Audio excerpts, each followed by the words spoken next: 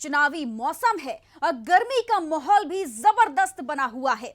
UP विधानसभा चुनाव के 3 चरण तो पूरे हो चुके हैं, तैयारी चौथे चरण की है।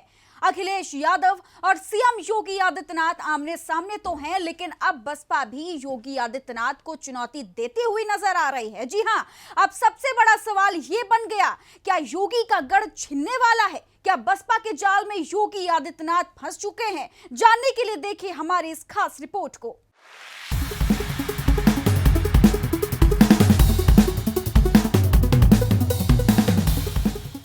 यूं तो चुनावी टक्कर अखिलेश यादव और सीएम योगी आदित्यनाथ के बीच साफ तौर पर देखी जा सकती है, लेकिन इस बार चुनावी शोर में ऐसा शोर भी होने लगा है कि सीएम योगी आदित्यनाथ को अपने ही गढ़ में मायावती का खतरा मंडराता हुआ नजर आ रहा है। वैसे देखें तो गोरखपुर में चुनाव छठे चरण में होने जा रहा है, जो 3 मार्च को होने वाला है। गोरखपुर में 9 विधानसभा सीटें हैं। गोरखपुर शहर, गोरखपुर ग्रामीण, सहजनवा, पिपराइच, कैपियरगंज, बांसगांव, खजनी, चिल्लूपार और चोरी चौरा शामिल है।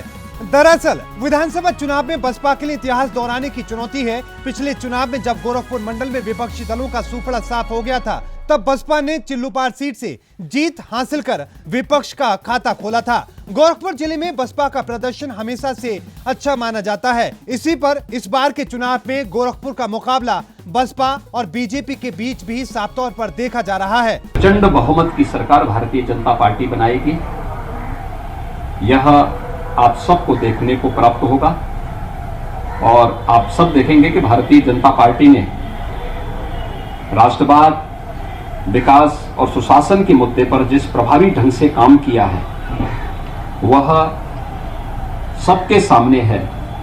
सबका साथ, सबका विकास के भाव के साथ भारतीय जनता पार्टी प्रचंड बहुमत की सरकार 10 मार्च को परिणाम आने पर बनाएगी। अब जरा आंकड़ों के जरिए आपको समझाते हैं। साल 2002, 2007 और 2012 के चुनाव में अकेले बसपा ने गोरखपुर की 9 सीटों में से 4 सीटों पर कब्जा जमाया था। साल 2007 में जब बसपा की सरकार बनी तो 3 विधायकों को मंत्री भी बनने का मौका मिला था। इसी पर बीजेपी और बसपा का मुकाबला सीधे तौर पर देखा जा रहा है।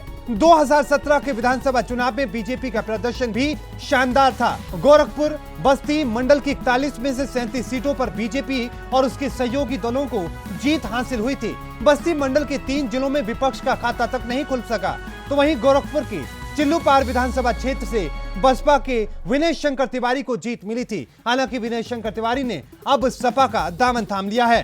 हालांकि हमेशा से बसपा गोरखपुर में बड़ी मजबूती के साथ सामने आई है, तो ये देखना अब काफी दिलचस्प होगा कि योगी का गढ़ जोगी का रहता है या बसपा इस खेल में कामयाब हो पाएगी।